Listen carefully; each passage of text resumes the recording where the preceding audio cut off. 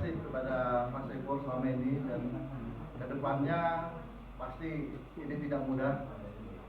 Saya harap para pengurus lainnya yang memang senior-senior dan sangat berpengaruh, bahwa memang lahirnya AJP ini di momentum yang tepat dan didirikan oleh orang-orang yang hebat. Bukan hanya sekedar jurnalis, tapi juga aktivis dan akademisi. Jadi memang kedepannya sangat berat, tapi saya yakin bahwa dengan senior-senior yang ada, teman-teman yang ada, bahwa tujuan dan visi AJP ini bisa tercapai. Ini sedikit saya mengutip karena ini kalau salah saya dimarahin. AJP harus menjadi wadah tempat berhimpun dan berkarya, mendorong pengembangan pemikiran dan upaya penyempurnaan kebijaksanaan di bidang jurnalis, perlindungan hukum dan advokasi, serta pengembangan profesi jurnalis dan media masa baru demi terwujudnya jurnalis kemerdekaan di negeri yang berkeadilan di negeri ini. Jadi memang kenapa saya catat, karena memang sangat penting sekali dan itu dasar yang lahirnya AJP. Saya harap kedepannya dengan berkembangnya media massa yang cukup cepat dan luar biasa, bahwa kalau kita mengutip dari kalimat Bang Haris itu, untuk jadi seorang jurnalis sangat mudah sekali. Dengan tiga hal aja dari 5W1H sudah cukup jadi seorang jurnalis. Dan sekarang banyak sekali berdirinya jurnalis mandiri, setiap orang bisa bisa membuat sendiri. Dan apa itu jurnalis merdeka? Nah, ini ada lagi satu kutipan yang nggak boleh salah juga kalimatnya, karena dari hasil diskusi tadi juga merupakan sesuatu yang baik dan memang mungkin harus kita lakukan untuk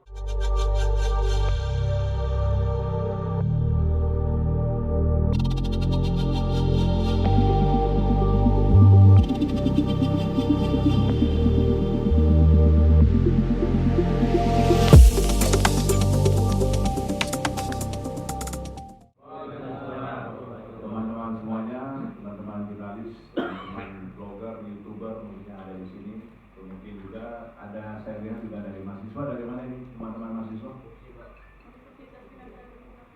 Terima kasih sudah hadir di acara kita pada hari ini.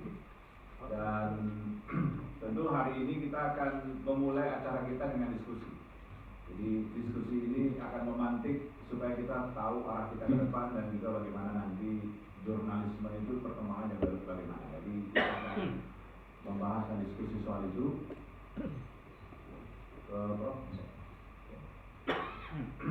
Perkenalkan, saya Maulana Islamnya akan memandu diskusi kali ini, dan juga ada 4 narasumber saya yang sudah hadir di depan kita semua.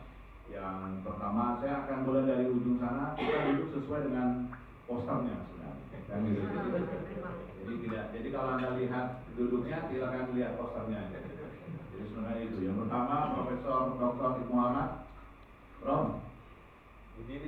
Berdiri dong, Prof. Ya, sudah berdiri pagi ya. Iya, dari tadi berdiri. Tenang, Prof. Bukan dulu, Prof. Sesuai dengan fotonya ya. Kalau rambutnya agak Korea-Korea dikit itu bukan salah. Ya. Dulu gak begini, Prof itu. Saya udah lama ketemu Prof. Dulu bagus. Sekarang emang model baru, Prof. Kan kena KRL kayaknya. Karena saya ini rocker ya. Mau kereta. Iya. Terima kasih Prof sudah datang. Kalau iya dulu saya kenal beliau tuh waktu masih di Dikbud. Dikta sama Dikbud dulu. Dikbud ya. Oke, kemudian ada Mbak Pipi Susanti. Ini pasti kita kenal. Mau berdiri juga enggak? Ya, berdiri. Boleh dong. Tepuk tangan dong. Ini itu bedanya, kalau dia berdiri pasti tepuk tangan. Jadi kalau nggak berdiri nggak tepuk tangan. Kemudian selanjutnya ada Mas Yusuf Rizal. Ya, berdiri juga. Berdiri juga. Terakhir senior saya nih Mas Nugroho, Yudo, saudara kita. Jadi memang hari-hari ini orang memang suka ditepuki tangan. Memang ini ciri-ciri kalau mau pilpres. Ya kan? Kalau dilihat bajunya ada simbolkan sendiri koalisi mana kita ini sebenarnya. Atau mungkin dari banyak koalisi. Tapi kayaknya Sorry, justru kerja paling banyak polisi. Oke, jadi hari ini kita akan membahas tentang bagaimana jurnalisme merdeka. Kalau bicara hari ini pasti yang paling banyak itu adalah tentang obrolan tentang Pilpres 2024. Walaupun memang ada pemilu legislatif di dalamnya, tapi kita nggak boleh menutup mata, menutup diri, dan menutup telinga bahwa obrolan tentang Pilpres itu paling banyak. Apalagi sebelum deklarasi saja udah banyak, apalagi setelah deklarasi. Ya, mulai dari yang ada tangisan sampai nggak ada tangisan itu ada tema. Udah ada yang menangis? Belum ada ya? Udah. Oh, udah ada. Itu di tempat lain. Teman juga. Itu dia menangis juga. Tapi saya ingin begini, ada yang menarik Prof. Muhammad soal bagaimana informasi tentang Pilpres itu didapat. Jadi saya tadi menuju ke sini tuh baca sebuah artikel menarik. Ada pendapat yang mengatakan bahwa memang hari-hari ini orang dapat informasi itu paling banyak lewat media online. Nah, kemudian media online itu dimasukkan dalam sosial media. Jadi tambah lama tambah banyak. Dan ini mengalahkan tren dari media konvensional, walaupun nanti ada perdebatan soal konvensionalnya juga jadi online juga dan sebagainya. Tapi di situ yang menarik adalah sudah ada kestabilan antara perolehan informasi lewat sosial media dan media online. Nah, orang mulai menanyakan bagaimana dunia jurnalistik hari ini ketika kita memang harus berhadapan dan kita memang harus ada pada fase di mana sudah mulai ada kestabilan environment antara media online dan media sosial. Jadi kadang-kadang media yang menggunakan jurnalistik sebagai metode paling utama itu sudah boleh digunakan. Menurut Anda bagaimana? Fokus sedikit pertanyaannya kemana nih Bang? Iya, itu pertanyaannya begitu. Memang kalau zaman-zaman Pilpres begini. Dia lagi cari waktu berpikir sebenarnya. Itu bukan. Itu hal kan itu dimensinya teknis ya. Kalau lihat materi kita kan ngomongin manfaat atau pengaruh ya.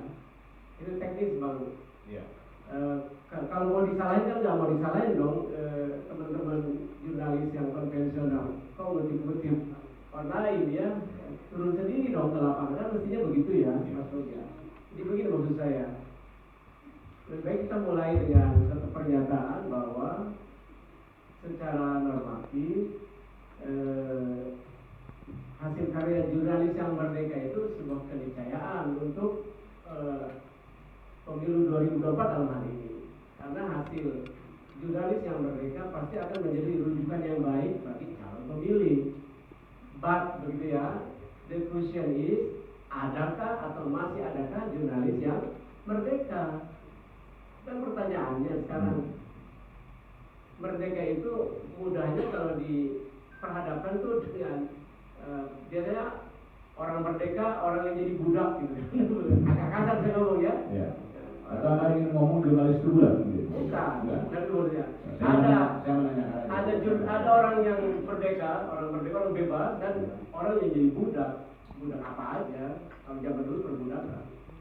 Jadi biasanya begitu jadi orang budak, kan jadi tidak merdeka, dikendalikan oleh para pemiliknya, para penguasanya. Nah, sekarang makanya pertanyaannya, adakah atau masih adakah jurnalis yang merdeka? Itu kan tantangan kita. Atau sudah jurnalis mulai meleburkan diri dengan peralatan para pihak itu, tidak merdeka lagi jadinya. Jadi kalau ditanya pertanyaan Bang kalau tadi, adakah seperti itu jurnalis yang sudah stabil? Bagi saya sih tidak soal itu sih, biasa aja. Apakah memang ketika kondisi stabil itu menunjukkan bahwa ada kemerdekaan dalam atau jurnalis yang merdeka, mulai ada kemerdekaan jurnalis? Faktanya menunjukkan bahwa satu ya, dunia industri media kita juga pemilu, karena semuanya belakangan ini saya kira punya concern yang sama soal bagaimana pemilu itu betul-betul bisa dilaksanakan secara jurdil. Nah, jurdilnya itu yang sekarang tantangannya besar sekali belakangan ini. Nah, jadi dengan itu yang ingin saya katakan adalah barangkali memang perlu makanya saya belum tahu banyak, saya senang banget dapat input dari semuanya yang ada di sini soal apa itu sebenarnya AJP.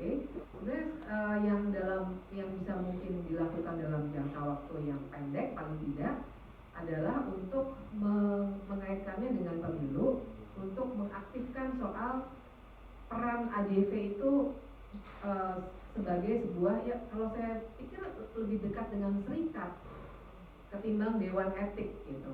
Karena nanti ya atau perkumpulan ya kan itu nama lainnya aja. Kalau misalnya mau terdaftar segala macam ya serikat gitu. Atau perkumpulan atau kayak saya bikin society, constitutional and administrative law society.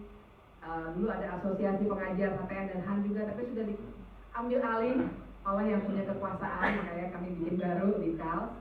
Nah tapi artinya kan memang kebutuhan untuk berkumpul bersama, memperjuangkan sesuatu yang jadi idealisme bersama, dalam hal ini kemerdekaan dari jurnalis video. Atau kemandirian jurnalis selalu menjadi tantangan. Mungkin karena memang orang tahu bahwa pena itu lebih tajam daripada pedang.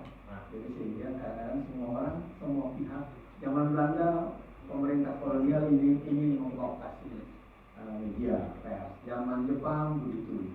Zaman Bung Karno ketika awal-awal saja memang kemerdekaan pers terasa. Begitu dia putuskan untuk membuat demokrasi terpimpin, itu juga dimana. Jadi memang dari masa ke masa selalu ada usaha untuk mengkooptasi media untuk kepentingan penguasa, terutama untuk kepentingan penguasa dan sekarang pengusaha. Perubahannya itu terasa sebenarnya yang disebut Mas Yusuf tadi, terasa di era setelah pers itu menjadi bisnis, pelakunya bisnisnya. Dulu zaman kami 80-an itu pemimpin media rata-rata itu memang dulunya itu bata-bata. Memang dulunya dia jurnalis.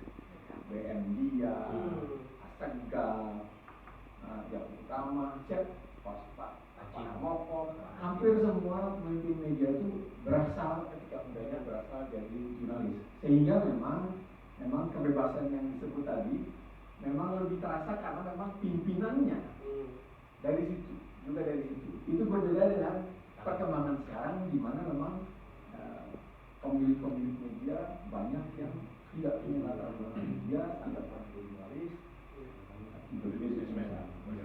sehingga memang